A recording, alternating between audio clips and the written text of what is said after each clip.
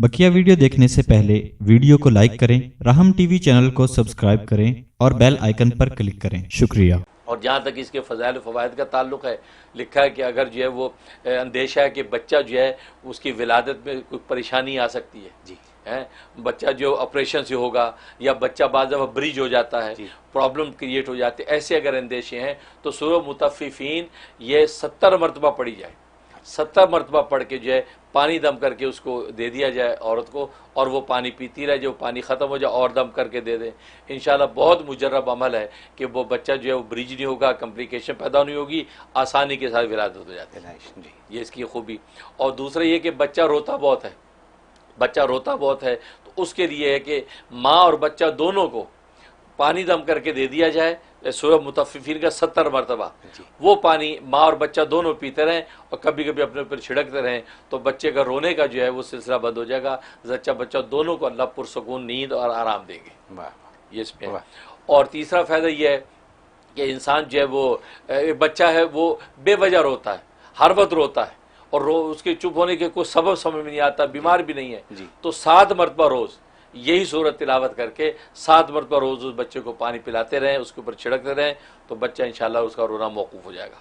और एक फ़ायदा ये है कि जो घर है, दुकान है, उसमें अनाज पड़ा है, ये ऐसी चीज़ें हैं कि जो ख़राब होने वाली हैं, तो सूरह मुतफ़्फ़िफ़ीन 1 मरतबा तिलावत करके उसके ऊपर फूंक दिया करें, तो वो इंशाल्लाह सड़ेंगी नहीं।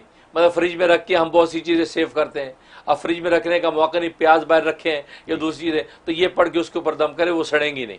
अच्छा। वो अनाज ख़राब नहीं होगा, उसको दीमों के कीड़ा नहीं लगेगा, और आप अपने वक्त पे जब चाहेंगे उसको आप इस्तेमाल कर सकते हैं। सिर्फ 7 दफ़ा पढ़ना, सिर्फ 7 नहीं, एक दफ़ा रोज़ दम कर दिया करें उसके ऊपर जहाँ भी अनाज रखा। अच्छा, रोज़ाना एक दफ़ा, तो इंशाल्लाह वो जब भी आप खाएंगे ताज़ा मिलेगा। तो ये बहुत बड़ा फ़ायदा है। और जहाँ तक इसके ख्वाबों की ताबीर का ताल्लुक़ है, तो लिखा है कि इसका मतलब है कि इस बंदे की दीनों ईमान में कोई फतूर आने वाला है, इसलिए इसको केयरफुल हो जाना चाहिए कि दीनों ईमान में कोई इसके फतूर आएगा तो उससे जो बचे, और कोई ऐसा कौल या फेल या कोई हाल उसका ऐसा ना हो कि जिससे दीनों ईमान इसके मुतासर हो।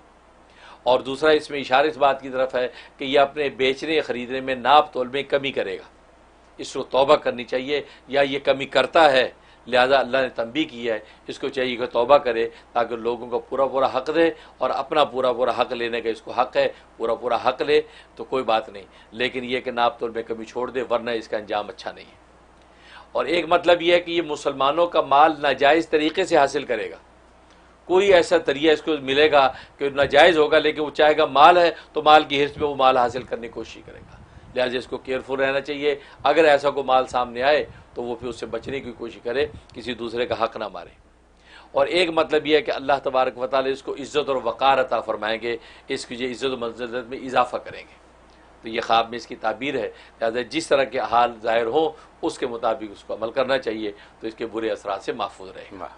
बहुत बहुत बहुत वसी सब्जेक्ट है जी, बिल्कुल। है तो बात सिर्फ तराजू की, लेकिन जैसे आपने फरमाया कि ये तराजू ही की बात नहीं है, ये पूरे रोज़मर्रा के आमाल की बात है कि कैसे आप दूसरों को किस नज़र से देखते हैं, अपने आप को कैसे देखते हैं, अपने लिए क्या पसंद करते हैं, दूसरों के लिए क्या पसंद करते हैं।